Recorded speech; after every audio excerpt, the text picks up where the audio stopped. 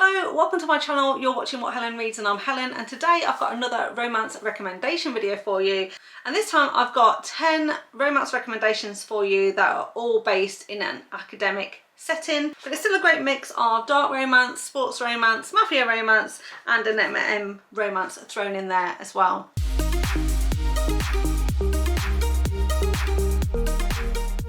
So let's get started with a relatively recent read. In fact, it was a book I believe I read in either December or January, and it was The Ritual by Shantel Tessier. And this is book 1 of the Lord series, and in fact this is a 6-book series in total. So this one is actually set in college. It's also a bit of a secret society in a way, and as a result we have men in masks. We have very much a possessive hero, and I would say this one has a very twisty plot. And in this one we're following Riot and Blakely. So the premise of this one is that Riot is part of a fairly powerful family, and the legacy is that when you attend this particular college you have to kind of then join this secret society, and during the 4 years of college you're very much considered to be an initiate, and you have to go through a number of challenges, if you like, a number of initiation challenges until you're fully kind of sworn into the society. And these people are not particularly good people, and they're very much infiltrating society. So ultimately these people will become, you know, mayors, lawyers, police officers, people in the FBI, that sort of thing, and they're going to have their fingers in a lot of pies. But ultimately they're going to be very morally grey kind of characters, doing bad deeds but ultimately being very, very powerful in their positions. And so this is a very kind of serious undertaking, and of course then the initiations are pretty brutal, and they're very much advised to do some dark things. Now, as part of this, they have to be celibate. The men in this secret society have to be celibate for the first 3 years of college as kind of like a proof of their loyalty. But in their 4th year of college they very much get to pick a tribute, if you like, which is a woman they're able to select, another student at the school. They're going to be kind of sworn in this mini initiation, and then ultimately they're going to be available for free use for the individual. So in this case Riot, he's going to be able to pick someone he's going to have free use with for the term to use and abuse, do whatever he wants with, use her as a slave, whatever pretty much he likes, as almost like a reward for his loyalty up to this point. But ultimately this is just while they're in college, and it doesn't really bear any reflection on whom they might end up with after this. Now of course this is going to be a very twisty, dark plot. Even within the secret society they're supposed to be loyal to each other, but of course there's lots of kind of intrigue and backstabbing going on, people trying to get one up on each other. And in fact Riot is approached and says, the girl you're going to pick, you don't actually get a free choice. The girl you're going to pick is a girl called Blakely, and you need to convince her that she is going to basically be your tribute for the period. The thing is, she's actually a girlfriend of another person in the order, if you like, and this person is not going to be too happy that his girlfriend is being snatched from under his nose. In fact, she's not just a girlfriend, but she is the daughter of also another powerful family, and therefore he's been arranged in marriage to her, so he's supposed to get married to her. The thing is, and why she allows Riot to kind of turn her head, is because, like I've said, they've remained celibate for 3 years, and so she's been very much trying to get her fiance to sleep with her, and he's becoming very, very frustrated that they're not progressing with their sexual relationship. And so when Riot kind of comes forward to offer himself to her, she kind of agrees to it in order to kind of get revenge on her boyfriend / future fiance. But she is very much drawn to the dark side. She knows she's getting into something quite dark and twisty, but she is very kind of intrigued but also kind of excited about what this might mean, and she absolutely walks in with her eyes wide open into kind of Riot's trap. So I thought this was a great start to the series. It really kind of does a lot of world building. We're really setting up the secret society. There's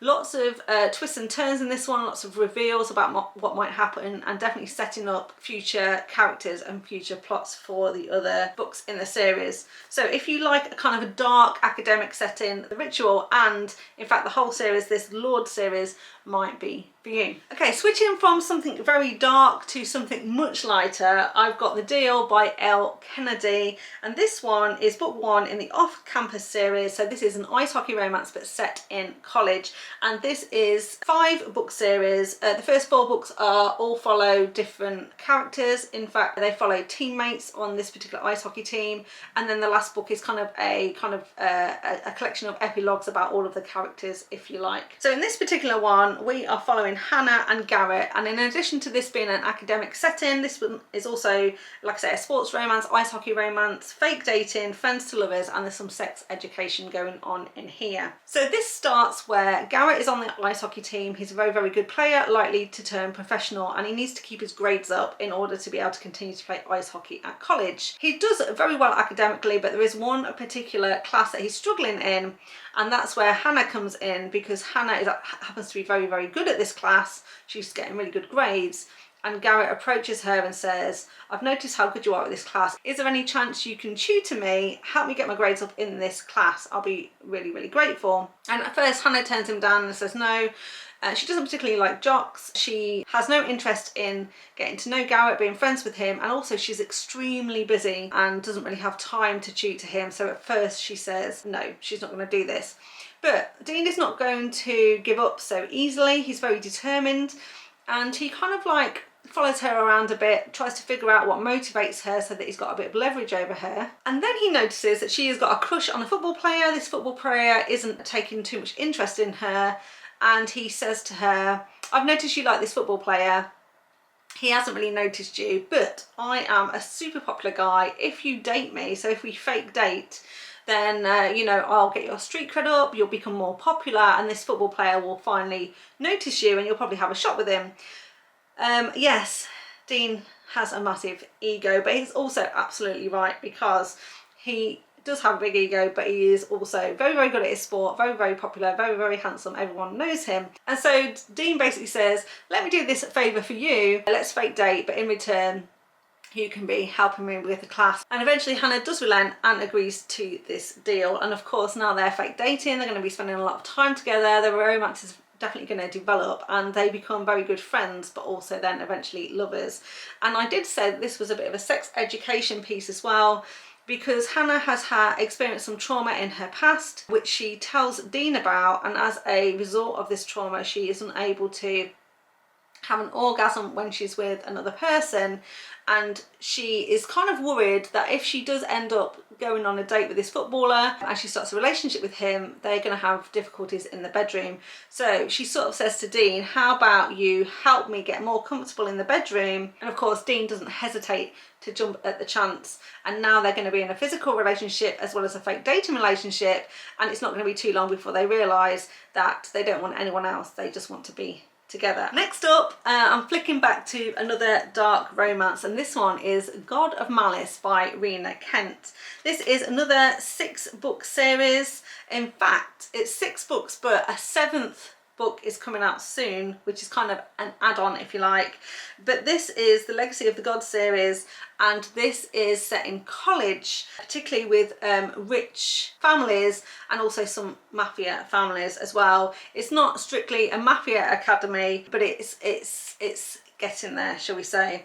So like I said, this is another dark romance, and we are dealing with 2 rival colleges on a fictitious island near Brighton, and very much dealing with a psychopath hero in this particular one called Killian, and our heroine is Glyndon. And this one very much starts where Glyndon has recently lost a friend.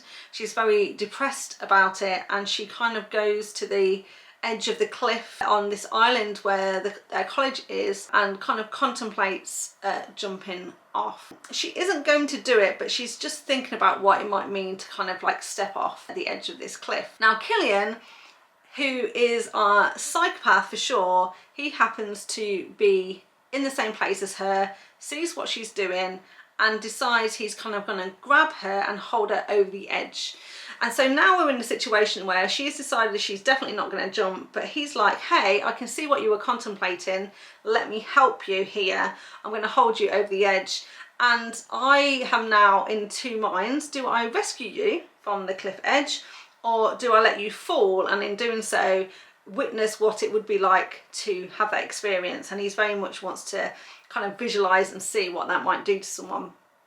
She obviously doesn't want for him to let her go, and so he says, well, what are you going to do for me? Because if I do you this favour of not letting you fall and kind of rescuing you from the edge of the cliff, then I feel like you owe me something. And he decides to take his payment by forcing her to give him a blowjob. And this is very much the start of a very toxic relationship to start with, where Killian is going to become absolutely obsessed with her. She's obviously going to be horrified about this experience, kind of what's happened to her, and she wants to try and put it behind her and doesn't want to see Killian again. But Killian is out now, absolutely fascinated by her, wants to figure out more about her, wants to work out what's going on inside her head. And so he starts to follow her and stalk her and really kind of inject himself into her life, and he's basically not going to take no for an answer. And Glyndon has many opportunities where she could tell her friends and family about what's going on, but she's equally as intrigued by Killian as he is in her, and she can't ultimately stay away from him. She tries to resist, but ultimately they end up coming together on more than one occasion until finally they kind of start this relationship together. And it's really, really interesting because, like I say, Killian is a complete psychopath. He's a true psychopath. So to see the chapters from his point of view, see how his mind works, see how he thinks about things is really, really interesting. So I really enjoyed this first book in the series, but the rest of the series is absolutely fantastic. And book 5 is actually my favourite. So the next book I want to recommend is also another kind of pretty famous one. This one is the only one I'm going to recommend that's actually set in a high school, and that is Untouchable by Sam Mariano. And this start of this book is pretty similar to God of Malice, the book I've just described, because at the start of this book, our hero in this one, Carter, anti-hero I should probably call him, does force our heroine Zoe into a sexual situation that she really doesn't agree with at all. Now, our hero in this one, Carter, he is actually on the football team. It's a high school in Texas. So obviously all the players on this football team are pretty much celebrities at this high school. Now, one of the players has actually previously been inappropriate with Zoe, and Zoe has reported that to the school, and as a result, this other player was suspended from the team. So of course, everyone absolutely hates her, despises her for what she's done. They can't believe that she would do something against their gods, these amazing football players on their high school.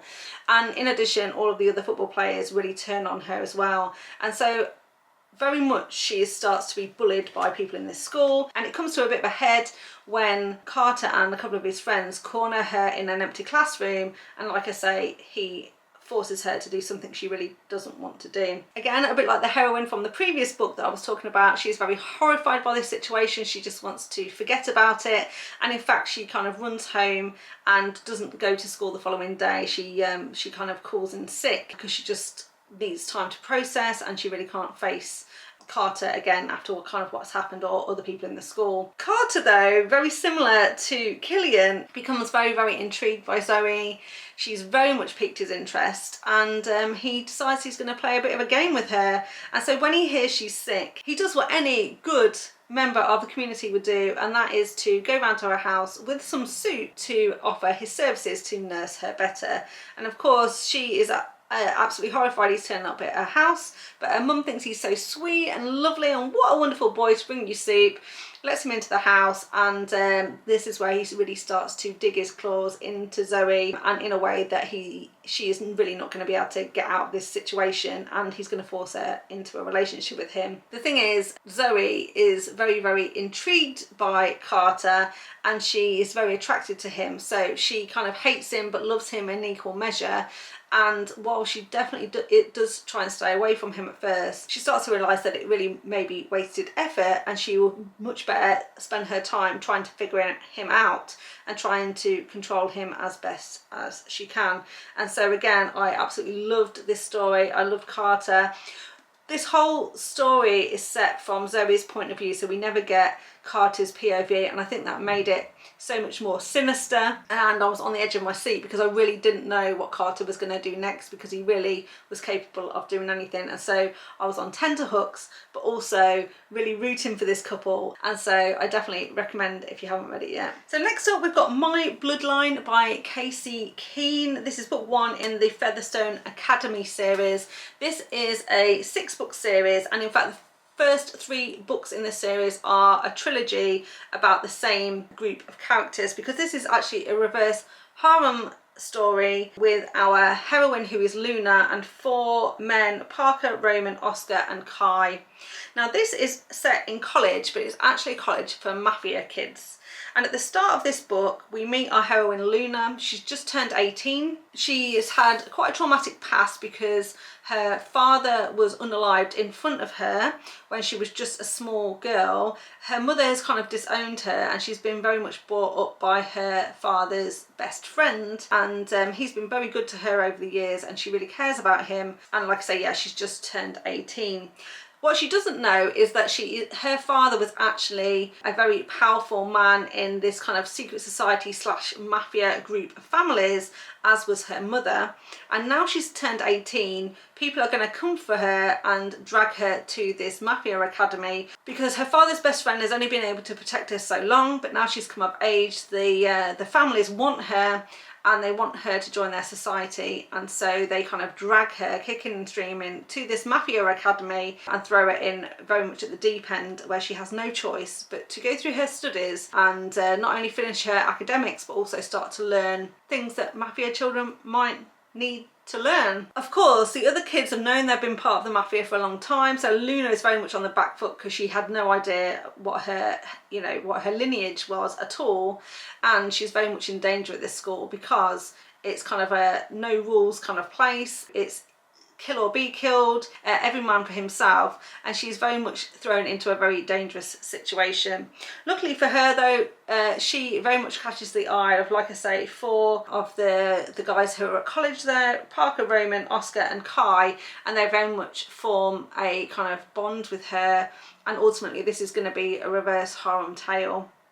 I really like this because it was very kind of like dark and mysterious and intriguing, and we're starting to uncover more things about her background. And in fact, she had amnesia because of the trauma that she went through as a child. She very much blocked out quite a lot of what happened, and so over the course of this first book, she starts to get her memory back, she starts to understand who she is and her place in this world, and really kind of transforms into quite a badass heroine. So I've got a much lighter story for you, and this one is Soft Like Thunder by J Wolf. It's Julia Wolf, and this is book 1 in her Savage You series. So this is another one that's set in college, and this particular series has 4 books in this one. This one is an enemies to lovers between Helen and Theo. And when they first meet, they really don't get off to a good start. That's why it's very much an enemies to lovers. While Theo comes from a wealthy family, this is the sort of Savage You kind of have to be quite wealthy to go there. Lots of rich kids go there. And Theo very much does come from a wealthy family. And so seemingly on the surface, he seems to have it all. Helen, on the other hand, has really kind of had to drag herself up from the bottom because she really hasn't had a great home life at all. Her mother is an addict, and she's really been struggling to put food on the table and to look after her younger sister as well. She's also an amazing skateboarder, so as a hobby and a passion, she skateboards, but beyond that she doesn't really kind of feel that she has a future, because she desperately needs just to work and earn money, and she's doing everything she can to give her younger sister the best life she can, and is very prepared to sacrifice her own future. And she's getting into a bit of a pickle because she's in with the wrong crowd, and she's maybe doing some work activities that may not strictly be legal, but she needs to do what she can right to earn the cash. Now she has a stroke of luck because she's actually approached by another woman who is dying, and she really wants someone to be her companion in her final kind of month before she passes away. And she very much approaches Helen and says, hey, how would you like to be my companion? I'll pay you to spend time with me. And Helen obviously agrees to this, and she very much develops a relationship with this lady. And actually when this lady passes away, she actually does gift Helen quite a large portion of money, and is specifically told her to spend it on her education, so to pay for college. And this is how Helen is able to pay to go to Savage U, and how she ends up being able to develop a relationship with our hero Theo. Now, like I say, when she was struggling, they did have a bit of an altercation. They didn't get on so well at first, but when she comes back to university and she starts to study there, that's when they start to get to know each other, and he starts to realise that she is more than what she first seemed, and also she starts to realise that there's more going on with his life as well than what she probably originally thought or what it appears on the surface, and these two just get really close together. I absolutely love Julia Wolf's writing, and again, this was another series that I thoroughly enjoyed, and this is a great setup for that, where we kind of meet some other characters that are going to go on to have relationships in the other books in this series as well. So if you haven't read this series yet, I'd highly recommend. And also, if you like the academic setting, then this is kind of a spin-off series. There's 2 other series that go with this one, which is Savage Crew, which is set in a high school, and also Savage Academy as well, which is more of a boarding school but in the same town. So I would definitely recommend those as well if you like romances in an academic setting. Next up then, if you like Mafia Academies, Mafia kind of universities, I have got a recommendation from Bianca Cole, which is Sinister Games. Now this is another 4-book series. This particular one, like I say, is now called Sinister Games, but it was originally called The Corrupt Educator, because this one is actually a student-teacher romance between the principal of the school, Oakley, Byrne, and Eva. So this, like I say, is set in a Mafia Academy, and Eva is the daughter of a kind of Mafia family. Now, she wasn't originally going to this school, but something happened that she kind of like was framed for doing something, and as a punishment, her father sent her to this academy, and she really didn't want to go.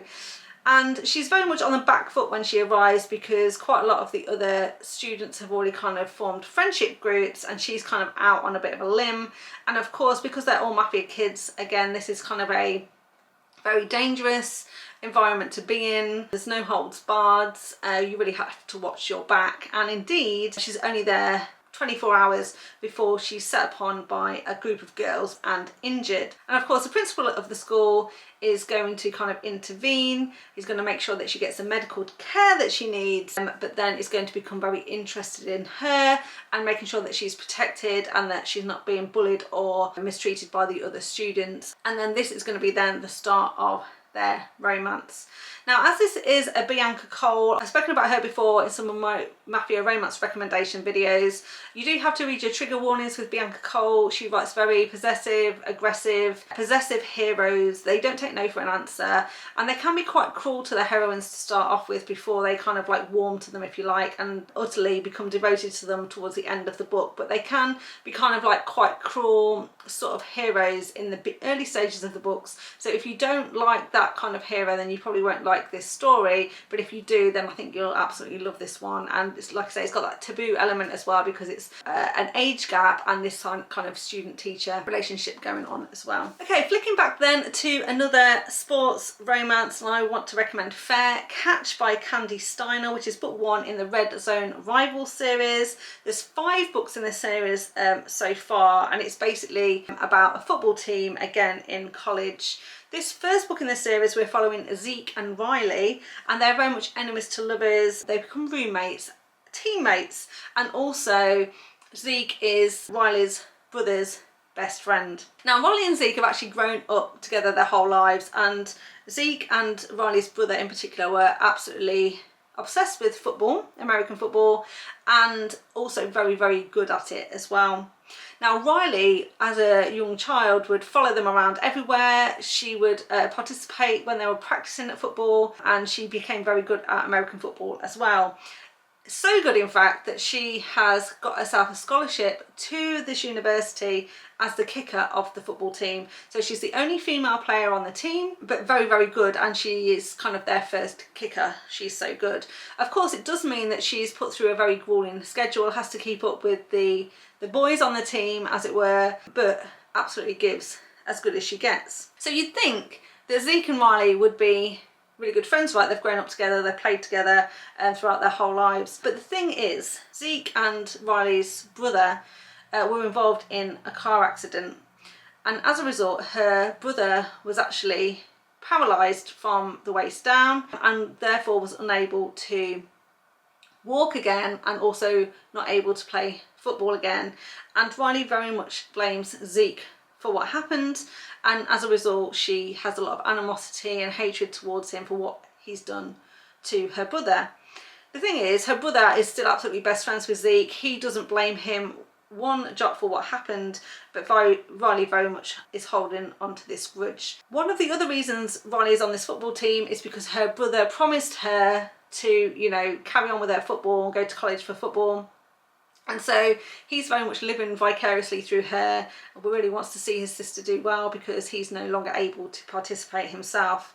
And so Riley very much feels that she owes her brother something and is now kind of trapped at this university playing football as teammates with Zeke. But not only that, because obviously she's the only girl on the team, no one else really wants to share a room with her, and so she ends up becoming Zeke's roommate as well. And so now they're in very much close proximity together, and there's going to be a lot of animosity towards them, but Zeke is very much going to help her through practice and getting into the right headspace to play football, and just really kind of like defending her against some of the other teammates who may not think that a girl should be playing football at college level. And of course then they're going to become friends again and ultimately lovers. I really like the way this was done. I absolutely love Kandi Steiner's writing. I love this whole series, so would definitely recommend if you want another sports romance set in college. Next up then, I've got For the Fans by Nyla K. This is a standalone romance. It's an romance, again set in college, and this time we've got Kieran and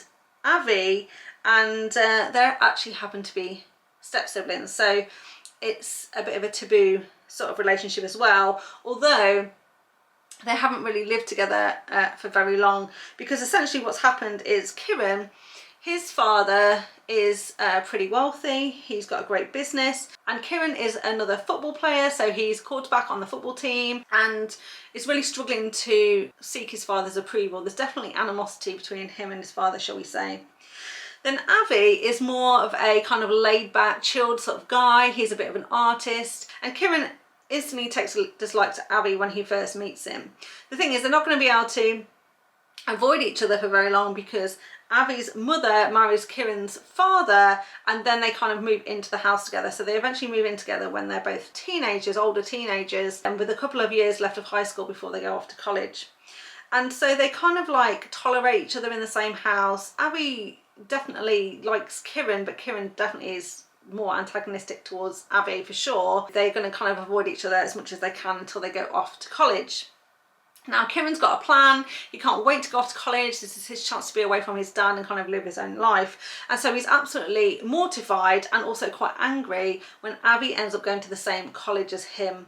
And so now, not only has he had to put up with him in his home life, he's now having to see him on a regular basis at college as well. Still, they manage to avoid each other as much as possible. You know, it's a pretty big campus. They stay on their own sides, as it were. Their friendship groups don't really mix together. But it comes to a bit of a head when Kieran's father business kind of goes under. He starts to lose some money, and they pretty much sit Kieran and Avi down and say, look, we're in a bit of a financial situation. We're no longer going to be able to pay for your college tuition and also your accommodation at college as well.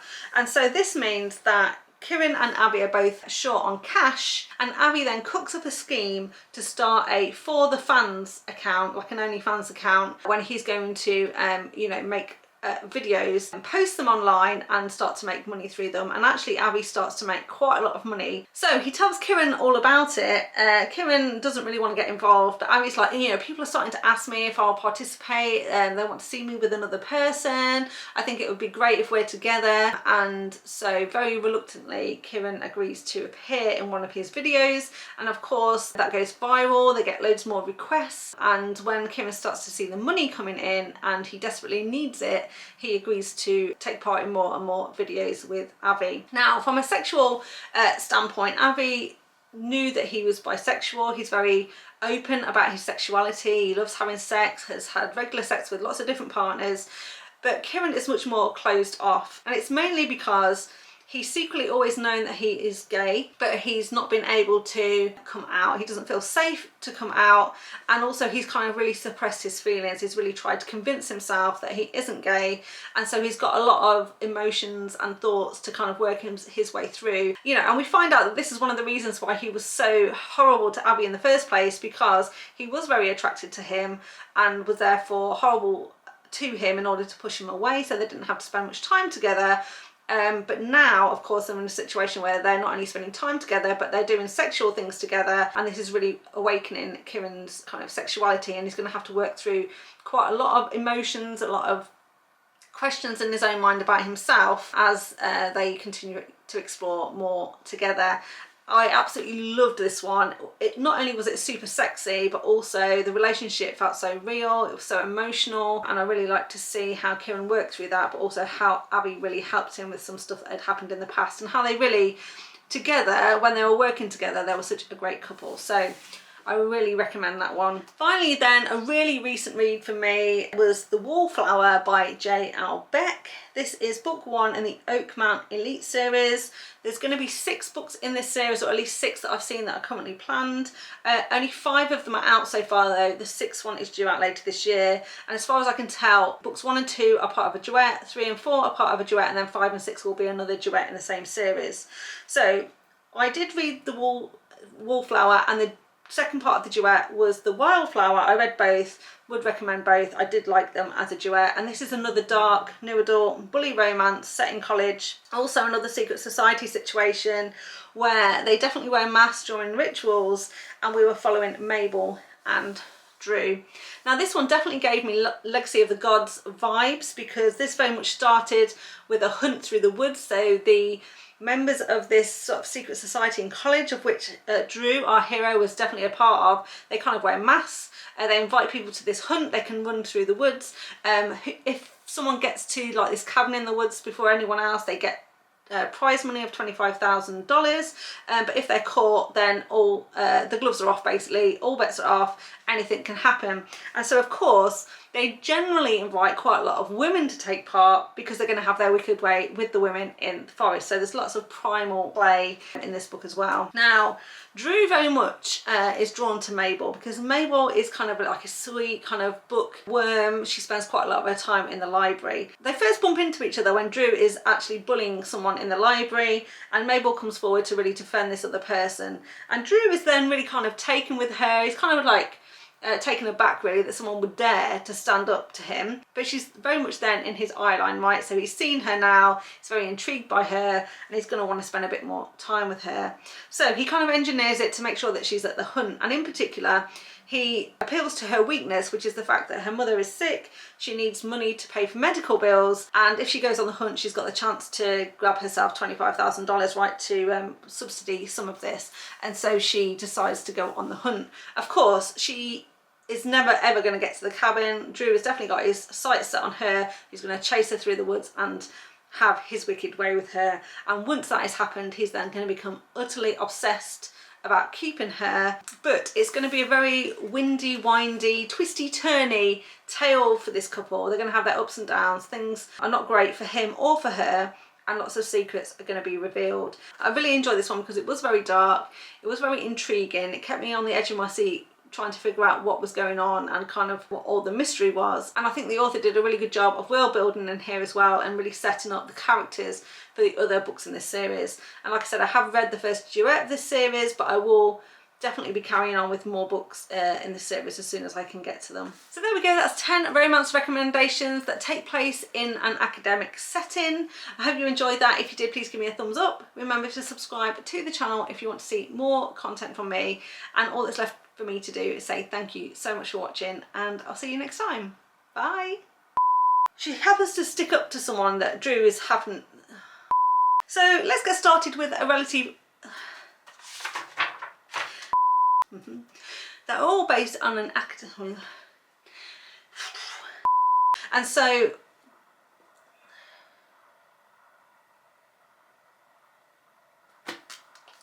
this is not what happens at all. Let's start again.